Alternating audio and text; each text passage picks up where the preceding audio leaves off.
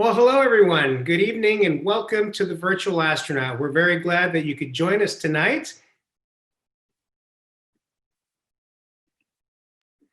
My name is Leroy Chiao and I'm an astronaut. Over my 15-year NASA career, I did get the opportunity to fly 4 times into space. My first 3 missions were aboard space shuttles. On my 4th mission, I trained with the Russians. We launched from the Baikonur Cosmodrome aboard a Russian Soyuz rocket, and we flew to the International Space Station, where I served as the commander and NASA science officer during Expedition 10, which was a 6.5-month flight.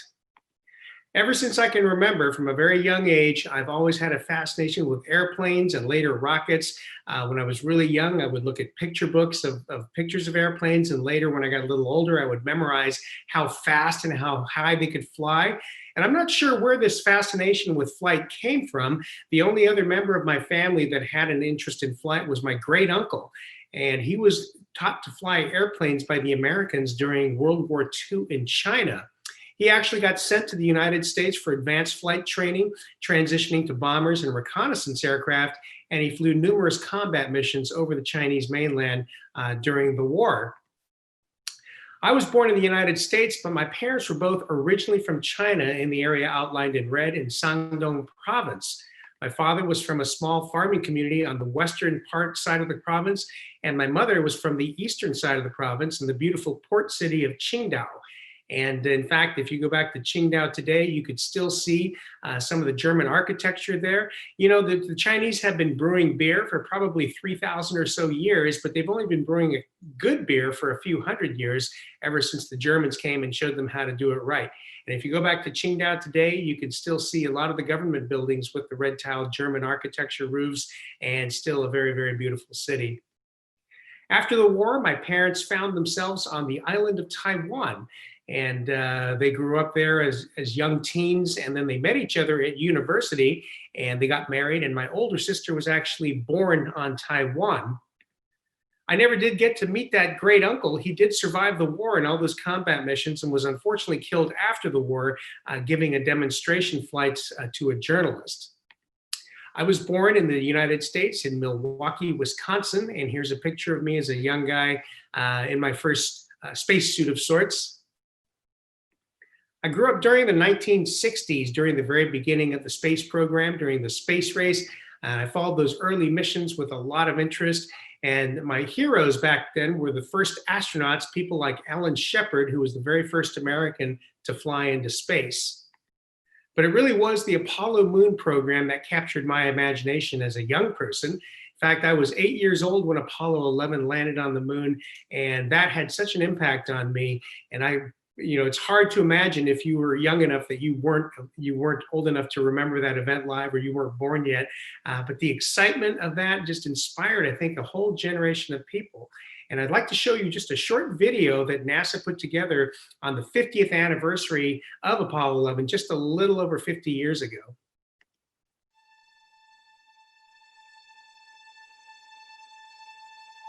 That's 15 seconds. Guidance is internal. 12, 11, 10, 9. Ignition sequence start. 6, 5, 4, 3, 2, 1, 0. All engine running. We have a liftoff. Liftoff on Apollo 11. Shadow. 4 forward, drift into the right a little. 30 seconds. Forward drift. Contact light. Okay, engine stop. Tranquility Base here. The Eagle has landed.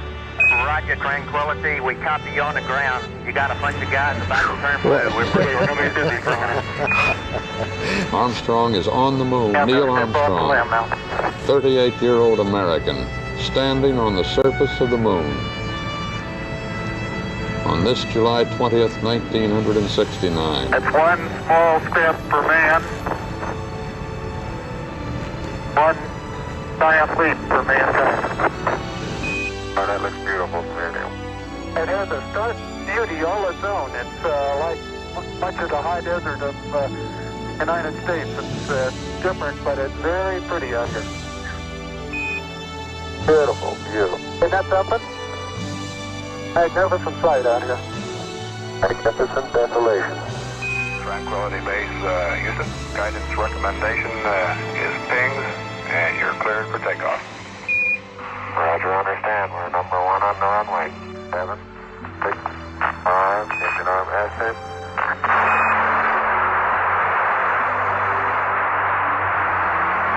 Beautiful. Very smooth. Very quiet ride.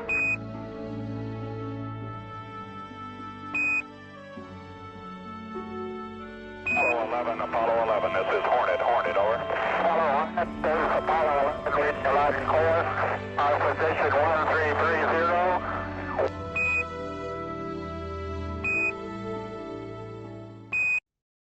Wow, hard to believe that was just a little over 51 years ago. I remember like it was yesterday. I remember watching that old black and white TV set with the rabbit ear antennas, watching the scene unfold in the Mission Control Center as Eagle approached the surface of the moon and then actually touched down. And that was just so amazing, even to me as an 8-year-old.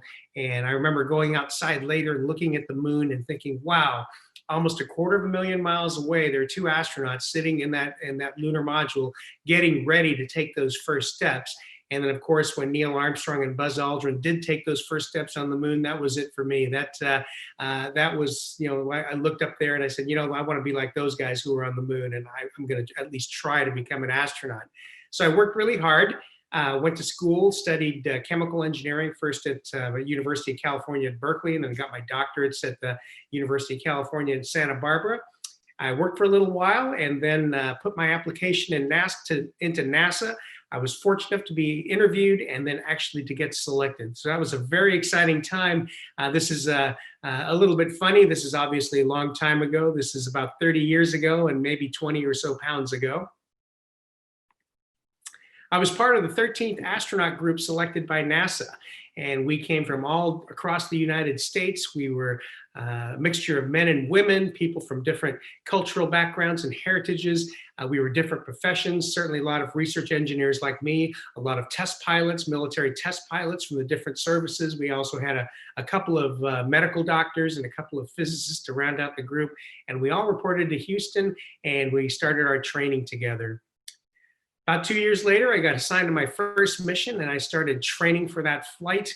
And 4 years after arriving, I did get my first chance to fly into space aboard Space Shuttle Columbia. And you can imagine, after dreaming about it for so long and working so hard and jumping through all the hoops and getting a couple of lucky breaks and then finally getting that opportunity to fly into space, it was a very special and emotional moment. Our mission, we were the second international microgravity laboratory. And what that means is in the back of the shuttle payload bay, instead of having a satellite or something like that, we actually had a lab module that was built by the European Space Agency.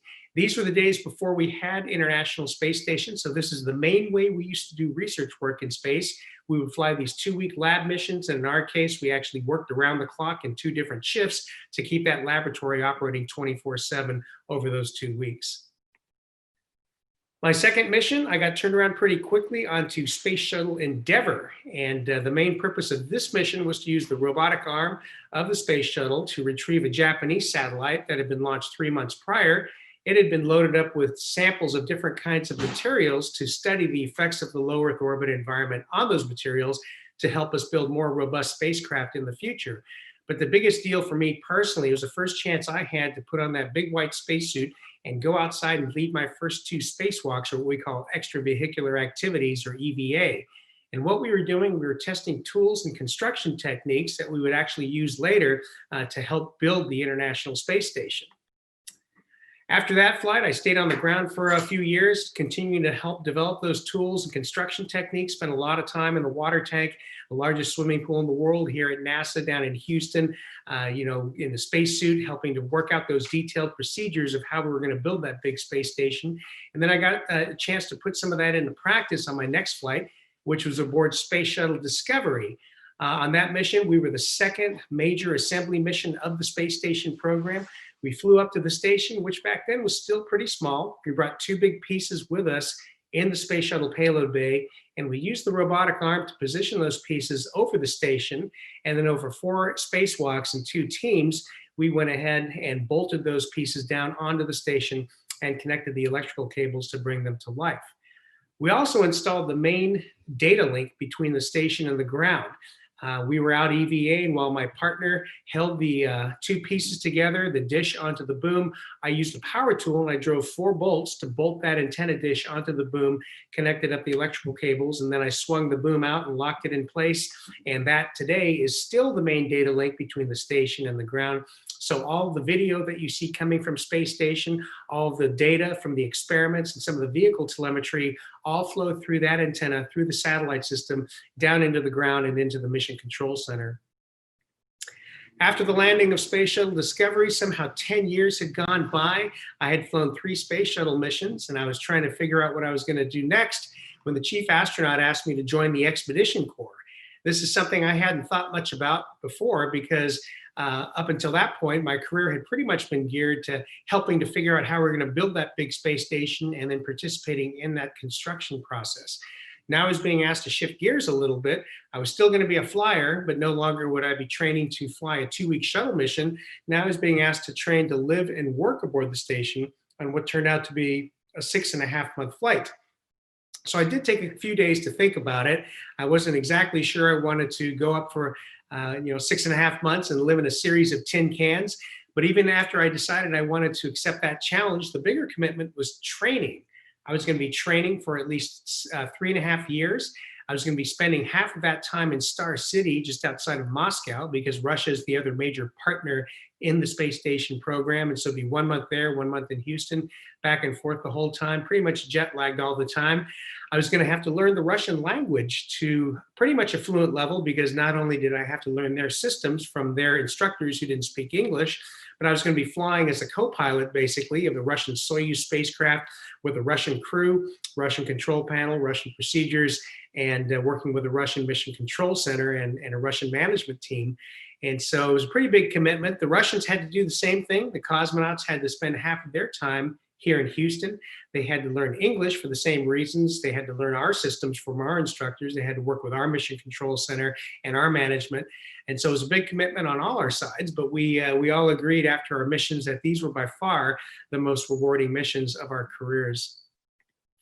Flying aboard a Russian Soyuz spacecraft was really an interesting experience, especially after having flown aboard 3 space shuttles, very, very different vehicles. Space shuttle is pretty big inside. If you've ever seen a mock-up or photos or video, you know that 7 astronauts inside of the shuttle, even with our seats deployed, we can stretch our arms and legs out. It's very comfortable, very much more of a business class kind of an arrangement. And the Soyuz, as you can see, very much a super economy arrangement, okay? The 3 of us crammed in that little capsule with our knees up towards our chest, very uncomfortable position. And you're in this position for about 6 hours.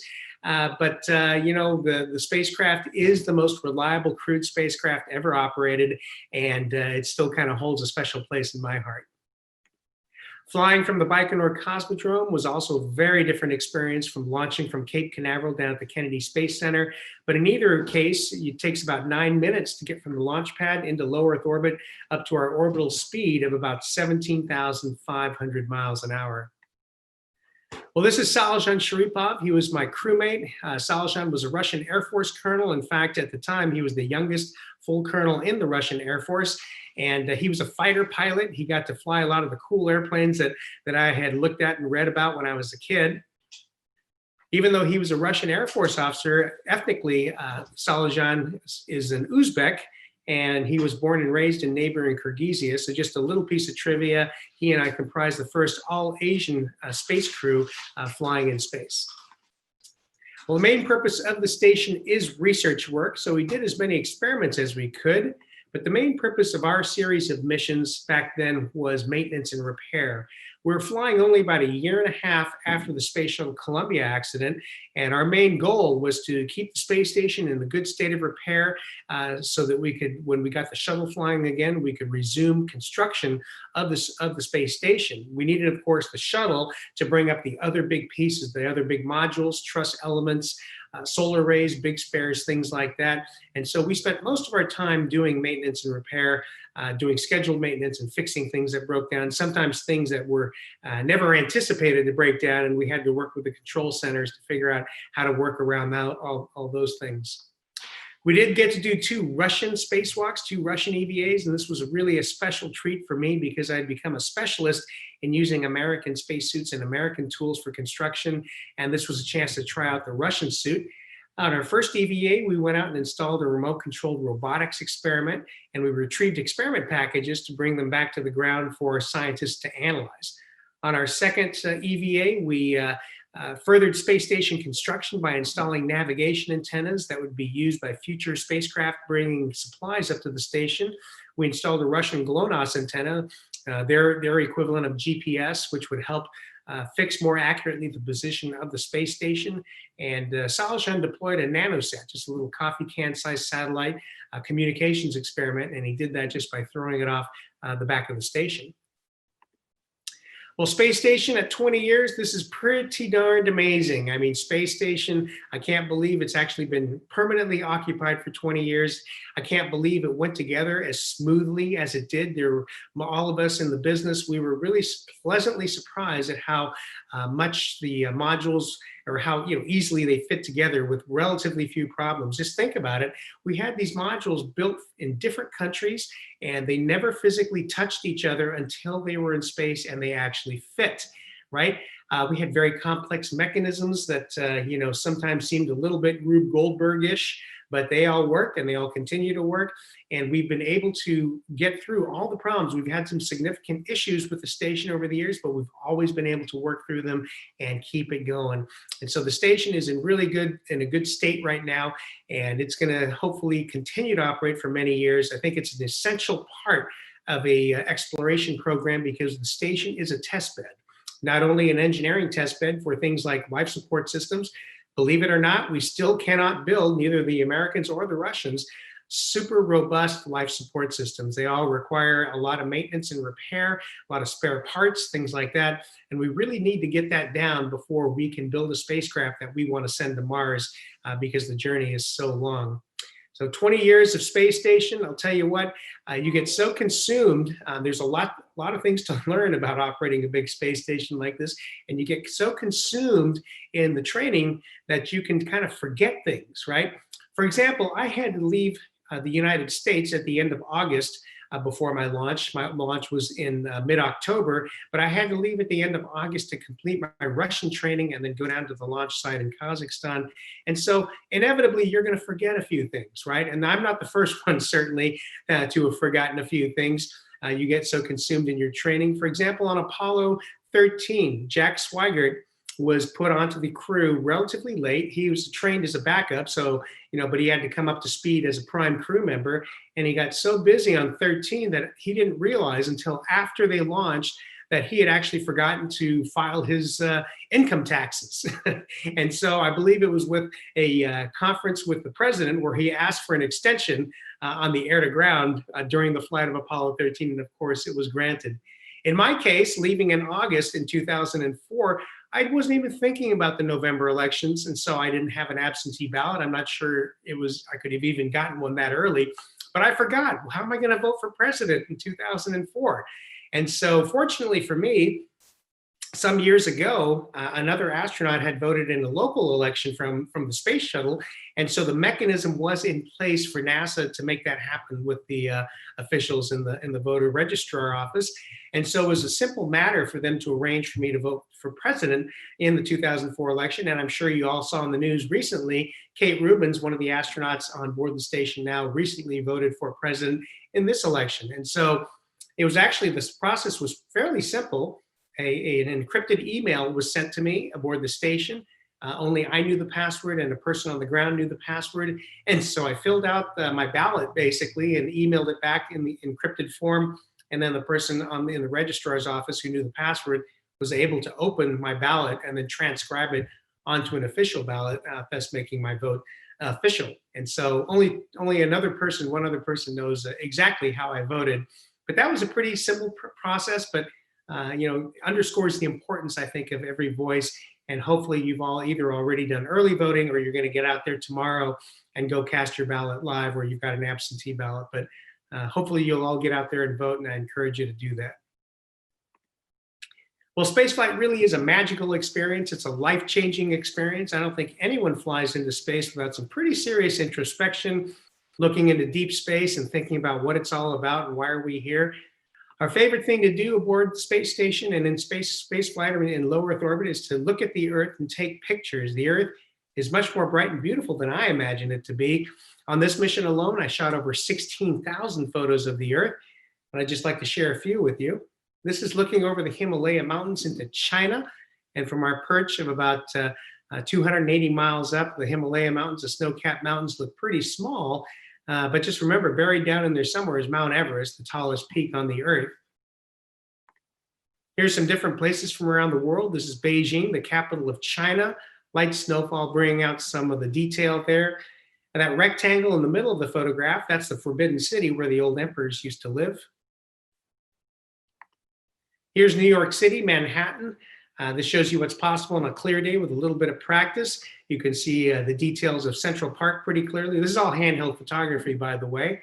You can see boats in the east and the Hudson Rivers and the skyscrapers. Here's the southern tip of Florida, a very beautiful part of the world. South Florida and the Bahamas. The blues and greens are unlike anywhere else in the world. They really just kind of jump out at you. Here are glaciers in Patagonia in Argentina. Here are the Great Pyramids at Giza. You can see the two big ones pretty clearly. And if you look down from the two big ones, you can see the third smaller one. And if you look to the left of the third smaller one, you can make out the outline of the Sphinx. Sometimes the most bleak areas on the Earth are also the most provocative. Here's one of them. This is the Salamat Basin in Chad. This is one of my favorites. This is Lake Nasser in Sunglint.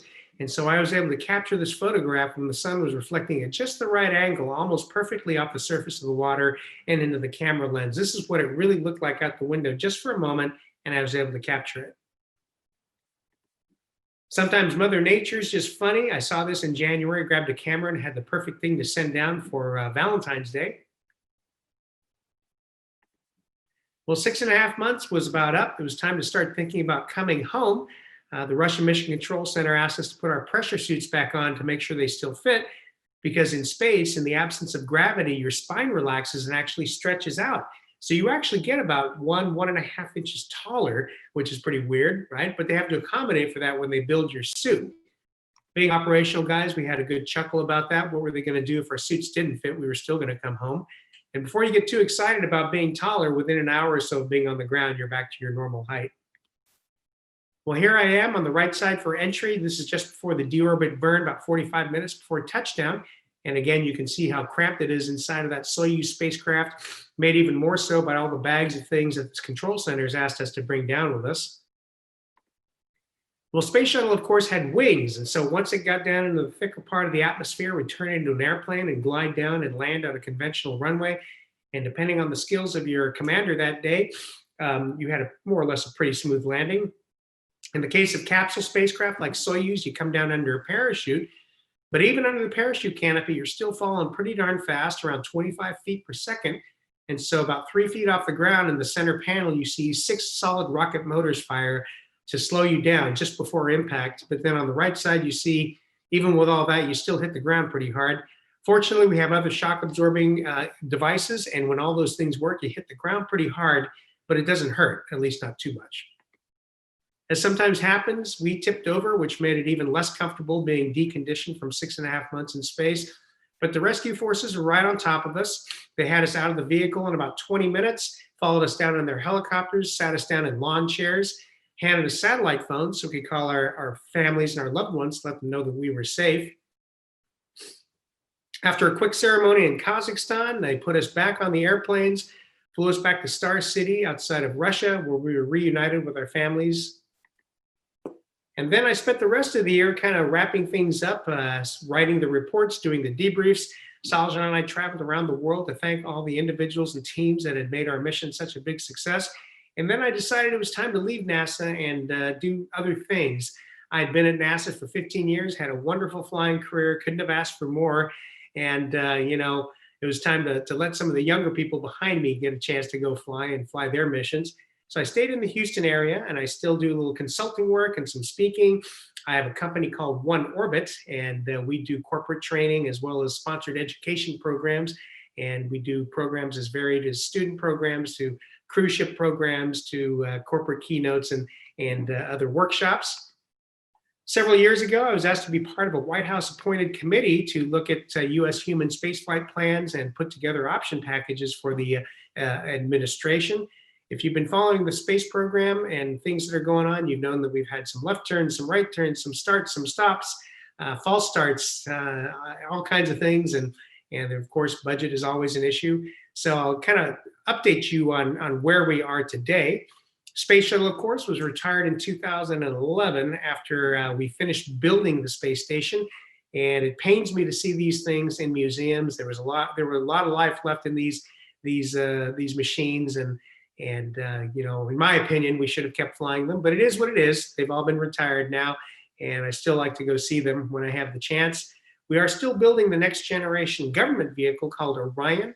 It's a capsule type vehicle, so in a way, it's a little bit of a step backwards in technology, going back to 60s parachute technology after we had pioneered space planes and had a very successful 30-year shuttle program. But this spacecraft is being designed to go into deeper space than the shuttle did. The shuttle was strictly confined to low Earth orbit, and the Orion is being built so that it can come back from places like the moon and Mars. And the heat shield is designed to be able to come back at those higher velocities and be reusable and bring astronauts safely back to Earth. We still have our international partners involved with us. In fact, the European Space Agency is supplying the service module, which will go underneath the Orion, and it'll allow the Orion to maneuver once it gets into orbit, to change orbits, to adjust attitude, and to dock with the other components of a larger spacecraft system. We're also building a new family of rockets called the SLS, or the Space Launch System. It comes in two variants. The one on the left will launch Orion and the service module into low Earth orbit. The one on the right is the heavy lift variant. It's going to take the other spacecraft components into orbit, things like a lander, if we're going to go land somewhere, a HAB module, and an Earth departure stage, which will take the spacecraft out of low Earth orbit.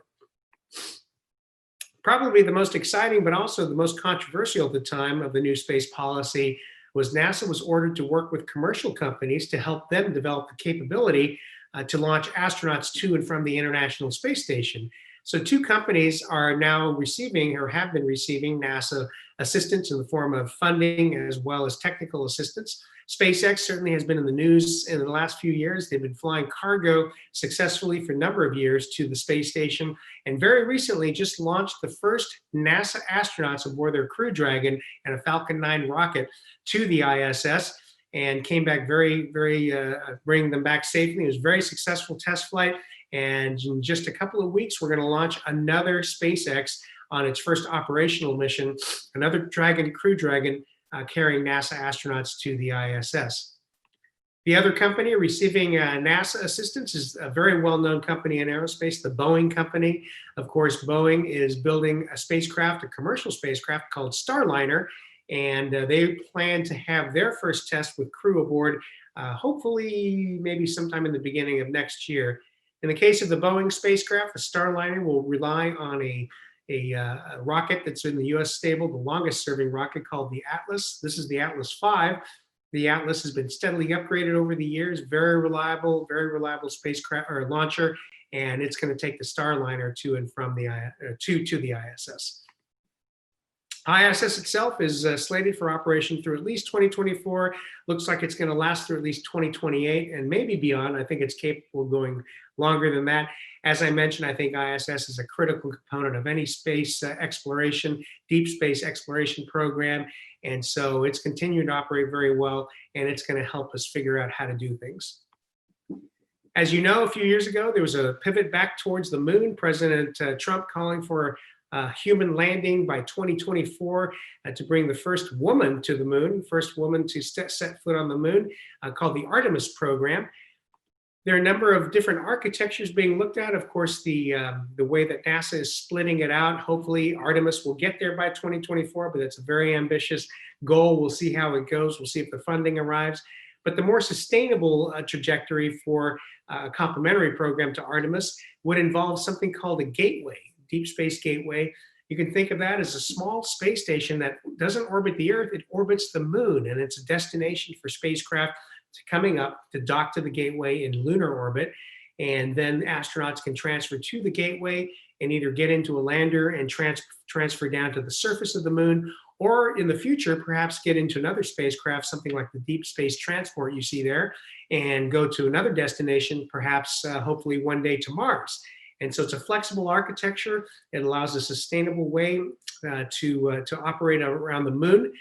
Now, there are a lot of reasons to go back to the moon. Of course, many scientific reasons, but just from an operational standpoint, if you're going to go to Mars, it makes a lot of sense to go back to the moon first. It's a great place to test and develop hardware, things like your habitats, rovers, spacesuits, things like that. Develop your operations concepts, train crew. You don't necessarily want your first crew to set foot on Mars having never operated in a reduced gravity environment, reduced atmosphere environment, and a dusty environment. And so why the moon? Well, because the moon is only about 3 days away from Earth. If you have an issue, you can get your crew back relatively quickly. Going to Mars, even at closest approach where the planets are aligned, one way is 6 to 8 months, right? So if you have a problem going outbound, like we did on Apollo 13, you don't have the fuel to turn around, and you would have to wait well over a year before you could slingshot around Mars and get your crew home.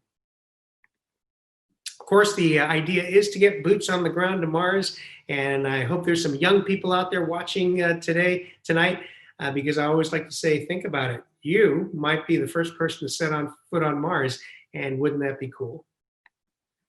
There's some exciting things going on in commercial space now, something called the Great Rocket Race. Companies like SpaceX have turned the launch industry on their head. SpaceX has done things that all the so-called experts said couldn't be done. They've recovered on a regular basis now first stages of their launch vehicle, their Falcon 9 launch vehicle. They're refurbishing them and reusing them, and they've really cut back the launch costs. They're catching the payload fairings that are worth millions of dollars, and they're refurbishing and reusing those. And so a lot of innovation here, things that people said couldn't be done. Now the incumbents, United Launch Alliance, even they are now building their so-called low-cost rocket called the Vulcan, entailing a lot of things that SpaceX is doing that they in the past said really wasn't possible. So launch costs have come down from, say, around $200 to $350 million per satellite launch down to SpaceX's price now, which is hovering around 60 or 65 million for a new booster. And if you're using a refurbished booster, it's quite a bit less. So you can see the dramatic decrease in launch costs. Blue Origin, Jeff Bezos of Amazon fame, his company, his space company, they're also working on reusable rockets. They're a little bit secretive, or very much secretive, so we're not sure exactly where they are, but they've shared some of their plans, and it's very exciting. And I think it's really good, of course, to have competition. This is the American way. And of course, bringing the consumer, the user, the lowest cost, highest quality products. SpaceX, Elon Musk says he started SpaceX because he himself wants to go to Mars and live on Mars. And so he's got a whole infrastructure that he's developing, a whole plan on how he's going to get there. Pretty recently, about a year and a half ago, he launched the Falcon Heavy rocket. And this was exciting because this is the most powerful rocket to launch since the Apollo Saturn V moon rockets. And here it is on its maiden voyage, the Falcon Heavy. You can see the 3 core stages that comprise the first stage. The neat thing about this is the 2 side cores. Those are previous first stages that have been used on Falcon 9s to launch satellites previously, and they have come back and landed successfully, been refurbished, and were being used again on this flight test. And here are those 2 side boosters after they've completed their mission, coming back and landing at the Cape on their landing pads right on target, in formation, ready to be refurbished and reused yet again. Usually when you launch a new rocket, you launch water as the payload, because if the rocket has an issue and explodes, you just kind of spray water everywhere and it's not too big of a deal. But in this case, of course, Elon Musk launched his red Tesla Roadster with an instrumented spacesuit crash test dummy in a spacesuit. And you can see him there in the cockpit of the Tesla Roadster. Neat thing about this is a real photograph. This is after the departure burn has happened. And so this is the Roadster departing Earth orbit, Earth in the background, and it's going into a highly elliptical orbit around the sun where it will remain for millions of years. and very recently came very close to Mars, which was the plan. And so kind of in a symbol of his desire to go and visit and colonize Mars. Elon Musk and SpaceX, they're not sitting still. They're now, even as we speak, developing the next generation vehicle called the Starship and the Falcon Super Heavy. This will be a fully reusable system, space plane, kind of a space plane configuration. That booster that is depicted there on the left, it will come back and land much like the boosters of the Falcon 9 do and be fully reusable. And Elon Musk says someday this vehicle, a version of the Starship, will be able to carry around 100 people at a time to go colonize Mars. Well, the SpaceX already has a Japanese billionaire that's invested a large sum of money to help kickstart the Starship program. And for his investment, this Japanese billionaire is going to be able to take 15 of his closest friends on the first flight of the Starship around the moon. Well, here's what a Mars colony will look like, according to Elon Musk and SpaceX. You can see these starships land on their tail fins, much like the 1950s science fiction movies. In this case, he says these things will land on their tail fins. They'll be refueled. And because the gravity on Mars is much less than Earth, these things will be able to take off sitting on their tail fins and fly back to Earth. You can see a dome in the background. That's where people will live, in this pressurized dome. And so you can tell a technical story about how you might colonize Mars and even make it self-sustaining. But of course, the devil's in the details. But I fully expect Elon Musk to get to Mars. Colonies are going to be a lot harder than just getting there. But you know that he's dedicated to that prospect. So it'll be very interesting to watch how that all unfolds. Finally, this is the last picture I want to leave you with. This, of course, is a picture of the moon. I shot this picture from the space station using the long lens. The moon, of course, inspired me to want to be an astronaut all those years ago. On the left side, Mother Earth, home planet to all of us. And that blue in the middle is what I kind of want to bring your attention to. That's what surprised me the most. The very first time I flew into space, I looked back at the Earth and was almost overwhelmed by how beautiful it was and how colorful it was. And then I saw that the sunlight passing through our atmosphere caused it to almost fluoresce, these beautiful shades of blue. And so this picture to me says dreams, and that's where it begins, right? It takes a lot more than that. It takes hard work, perseverance, and other things, but it starts with that dream. And so that's what I like to tell people, especially young people, but not only young people. It's so important to keep dreaming and think about what you want to do with the rest of your life, and that's kind of the what we say at One Orbit is make the most of your one orbit, your one go around at life. And so keep dreaming and keep on achieving, moving forward. So with that, I'd like to thank you all for your attention. And then I'd like to switch gears a little bit. I want to talk a little bit about partial isolation that we all find ourselves in. I want to talk about some of the parallels to long duration space flight and some of the differences. So the biggest difference between long duration space flight and this pandemic is that I made a choice to go into self-isolation, right? And I had 3.5 years of training to think about it. And so I was ready to go when it happened. This pandemic seemed to come on all of a sudden. I mean, we kind of heard about this new virus, but we've heard about bird viruses in the past and swine flu and things like that. And seemed like it was isolated to Asia, but suddenly it was worldwide. And next thing you knew, we were all locked down. And so it took us all a little bit by surprise, people who didn't have any time to think about it really or train for it. But you know what? It's not at all different from long duration spaceflight. We use the same tools. We use electronic means of communication. We have, of course, voice communication, two-way voice communication. We can actually make short phone calls to the ground from the station using a voice over IP phone.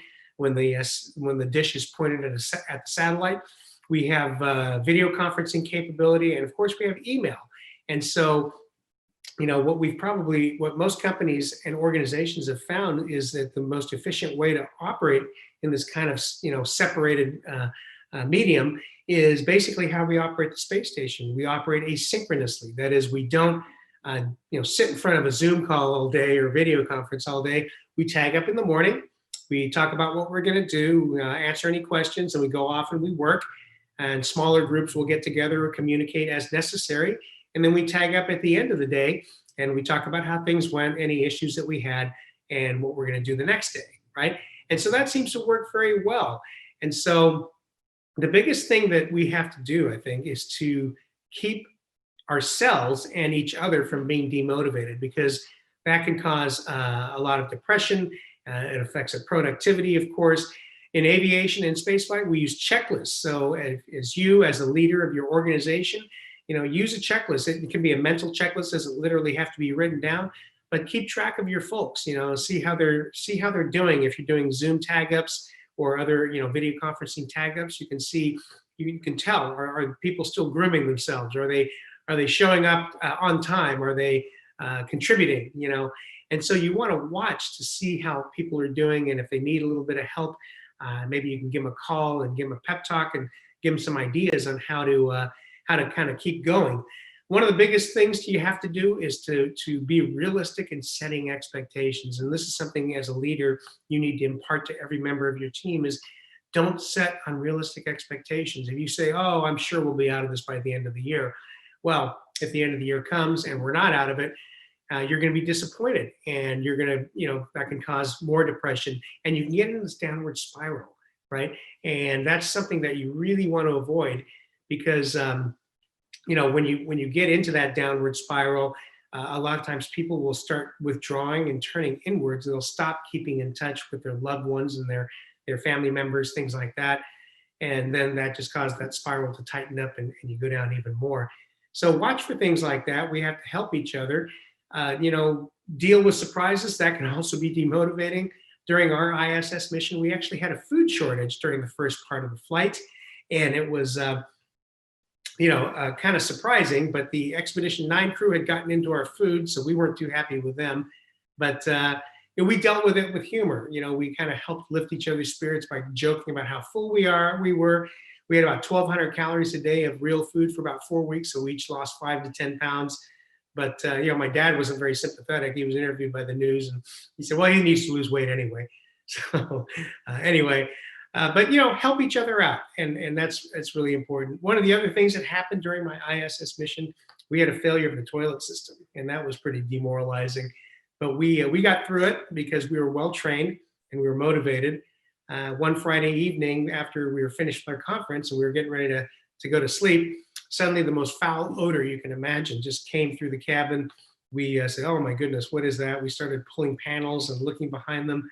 And when we pulled the panel near the toilet system, these big green globules of liquid, disgusting liquid, came floating out. And we were just shocked. And so there was no time to think about it. We just relied on our training, even though we hadn't trained for this specific event. We grabbed dirty laundry and we kind of captured all these balls before it spread throughout the station. And it was burning our fingers because it was concentrated sulfuric acid.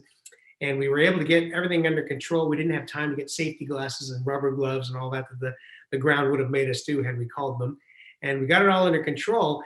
But what happened was, in the toilet system, after it's used, it flushes the tubing with some concentrated sulfuric acid. This motor turns on, this pump turns on, and flushes the system. In this case, the motor stuck on and it flooded. It emptied the entire tank of concentrated sulfuric acid, flooded the system, and the resulting green globules of disgustingness was the result. And so, we got that all under control, got it all taken care of. But boy, that can sure be demotivating. But we kept each other's spirits up with that as well. So keep communications with your loved ones and your friends. One of the things I used to do from the station, I'd take photographs of special places of the earth that meant something to my friends or family members, and I'd email it to them. They very much appreciated that. And then they used to, in turn, send me back pictures of things going on in the earth and tell me stories and things like that. So help each other, keep each other motivated. One of the most important things, though, is to go outside and get some exercise, okay? That's what I find during the pandemic that calms me down the most. If I'm starting to get a little bit of cabin fever or frustrated, I go take one of my dogs for a walk, or I go out and walk around the block. Every morning I get up and I go and exercise. I run and I do resistance exercise. And I can't tell you how important it is to exercise, both, especially in space, but on the Earth as well, even when you're not in a pandemic. And exercise in space and on the ground, it's important to do both aerobic exercise and resistance exercise, but especially in space, you need to do that resistance exercise to keep your muscle mass up and your bone mass up. And I have a special guest I want to introduce today. He's named Paul Francis. He's an inventor. He's a very special, innovative guy. He invented the first resistance exercise device for the International Space Station. And this device went up, and the Expedition 1 crew, the first crew that lived aboard the station, actually used this device for the first time, and then went through the expeditions. I used it. So Paul is personally responsible for helping to keep people like me healthy. And I was able to come back, and I had immeasurable bone loss. And I was also physically stronger in each physical test. So I'd actually built muscle mass and kept my bone mass up. And it was all due to the efforts of Paul Francis and what he developed, something called Spiroflex technology that he's going to tell you about. He was also able to use this technology to commercialize it, and he's going to talk a little bit about that and his current company, OYO Fitness, On Your Own Fitness, and neat little exercise device that's real compact, and you can take it traveling real nicely. But he had to navigate the waters of getting through NASA and getting these devices approved and manifested and on board. And so I'd like to introduce Paul Francis and ask him to spend a few minutes talking about the Spiroflex technology, what he's doing today, and then to show you one of the OYO units that he's developed. So, Paul? Thank you for inviting me to be with you tonight, Leroy. And it's been a pleasure to get to know you, especially that, at least our system didn't break down and with globules floating around the space station, we're happy we were able to perform flawlessly for you during your 6.5 months on the space station. So how it all started, I was an inventor and I developed this resistive exercise technology. And I saw an article in the newspaper. This is back when people read newspapers in like 1996. And it quoted Roger Billica, the chief medical director at NASA, saying that it needed to find a countermeasure for the extreme bone and muscle loss that was occurring with astronauts on long-term missions on the Russian Mir space station. And the ISS was under construction, and they were looking for a solution. And I was able to get his phone number and talk to him at NASA. And he said, well, if you're going to be around NASA sometime, drop in, we'll take a look at it if you got a prototype. Oh, I'm going to be down there in a couple of weeks. Well, yeah, come on. So during lunch, a couple of engineers came into this little closet they stuck me in and pulled down the cables and then disappeared. And the next day I got a call and said, can you make a full presentation in 48 hours in the NASA administration building?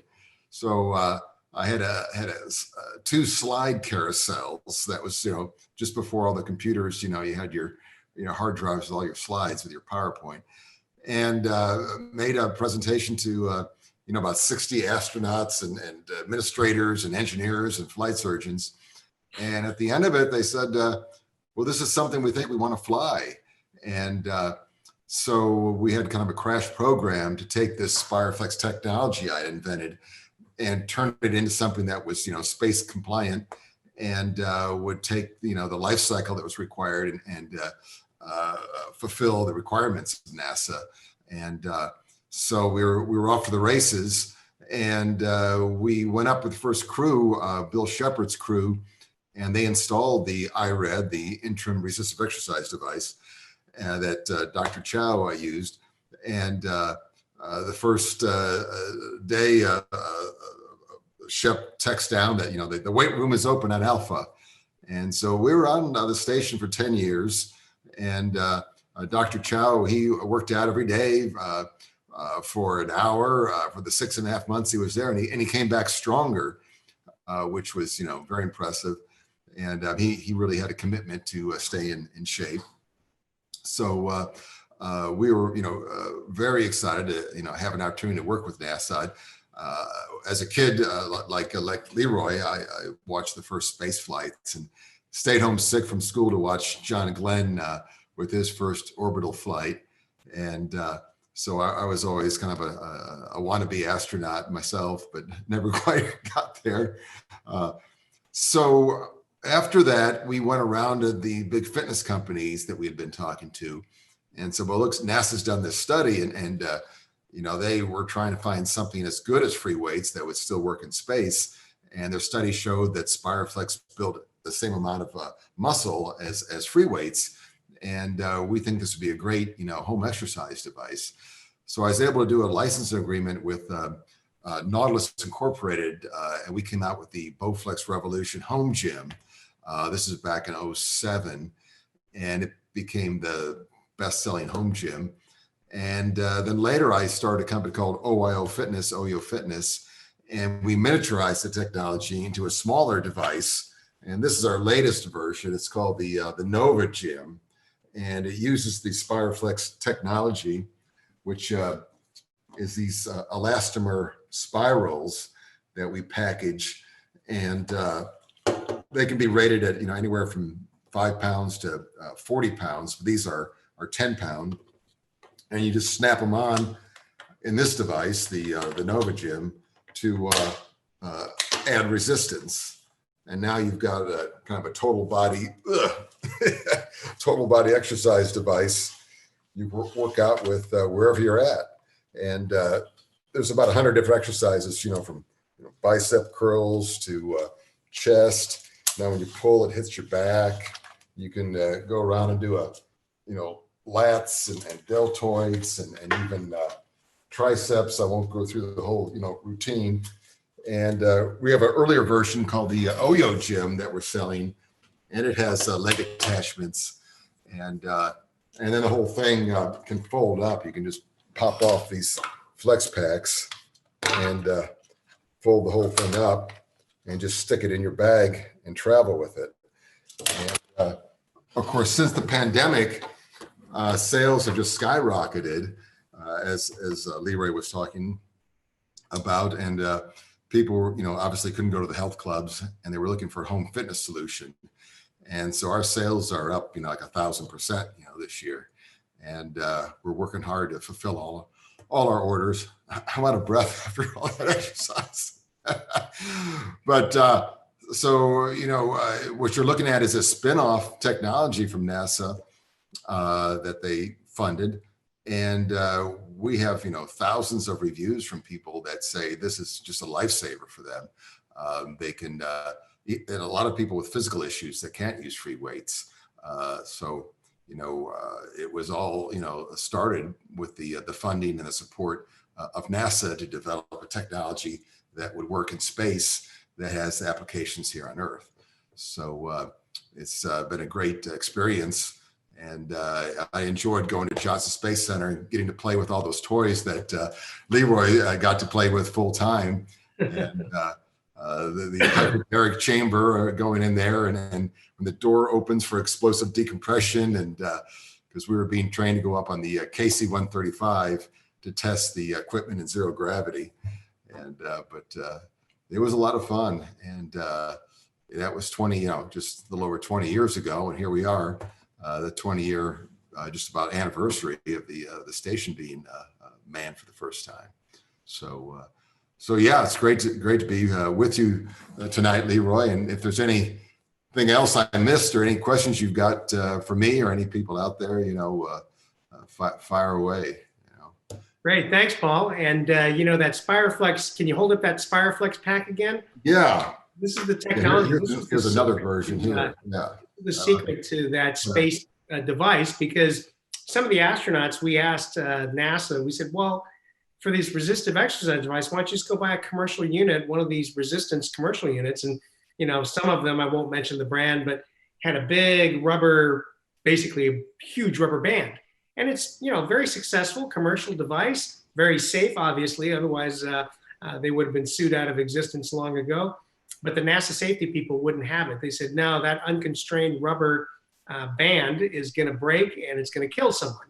And so you can see that Spiroflex pack, it kept everything contained, and it was all contained in a metal casing, very compact, lightweight.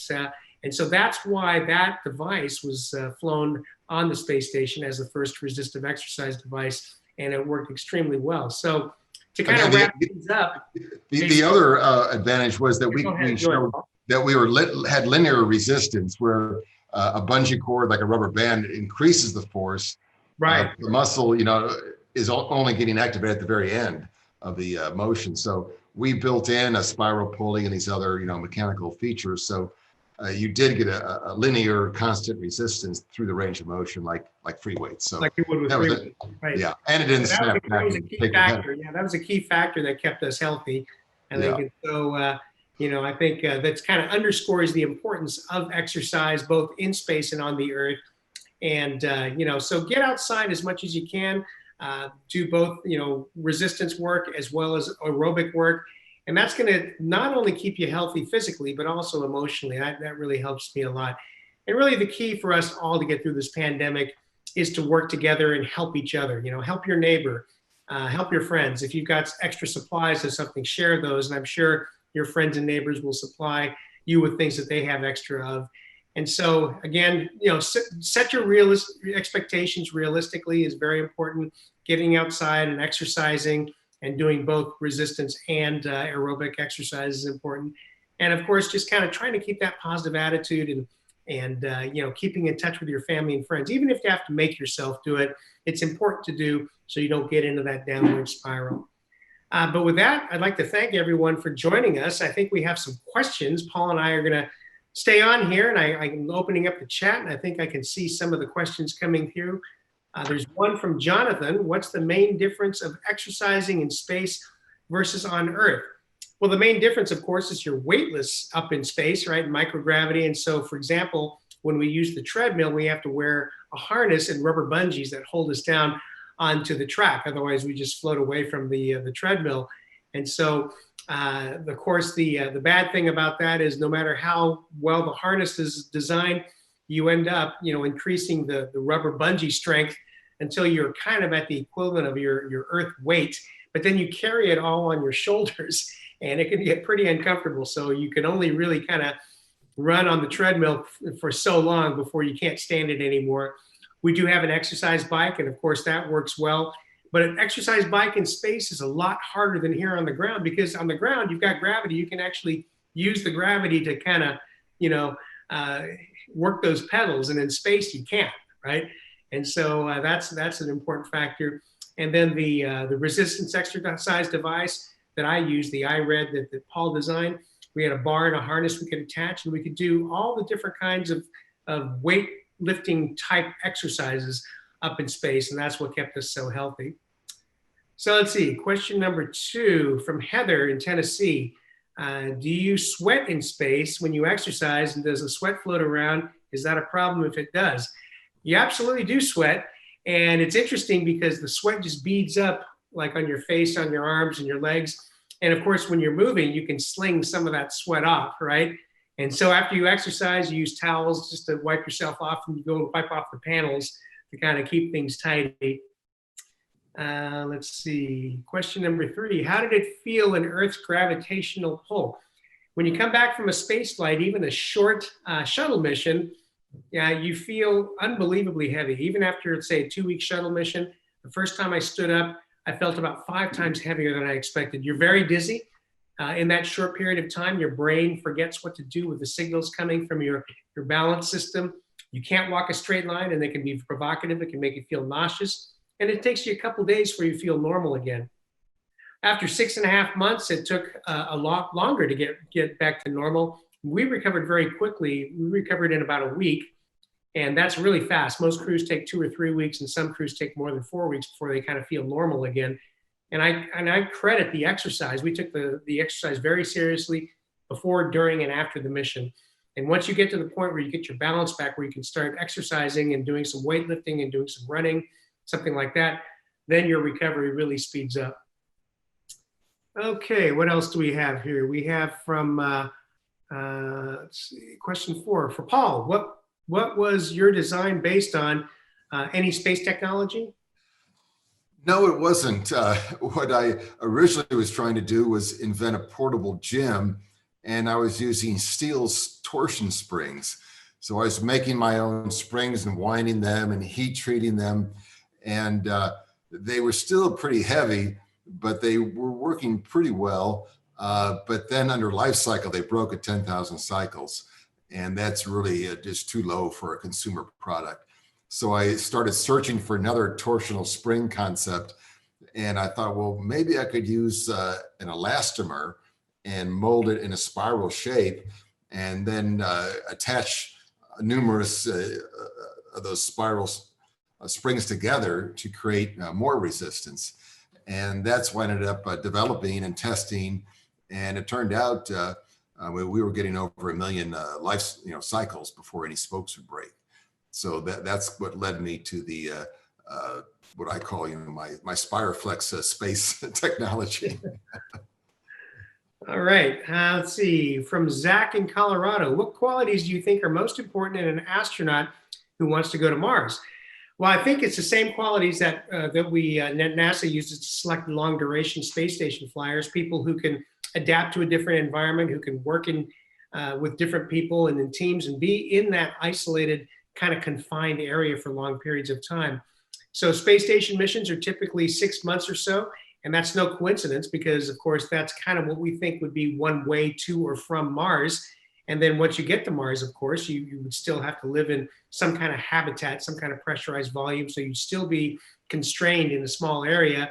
But it's a lot of the same things that we were talking about with the pandemic. You've got to be able to keep your spirits up. You've got to be the kind of person that's motivated and can stay motivated and keep yourself, going in the right direction. And so those are some of the general qualities that make a good astronaut, but especially a long duration flyer and one that's going to go to Mars. So unfortunately, I think we're kind of out of time. I want to thank you all for joining the event. Stay out there and keep going, keep moving forward. We're going to get through this pandemic together. Like I said, don't set your expectations too optimistically. Be realistic about it. But know that we're going to get through this. And so with that, I'd like to close with the One Orbit tagline, make the most of your one orbit. You've got one life to go through and keep on dreaming. That's where it begins. It takes a lot more. It takes hard work and perseverance and things like that. But it starts with that dream, and we are going to come out of this. So thank you all for joining. Thanks for the great questions. And thank you for joining us, Paul, as a special guest. And we'll see you next time. Thank you.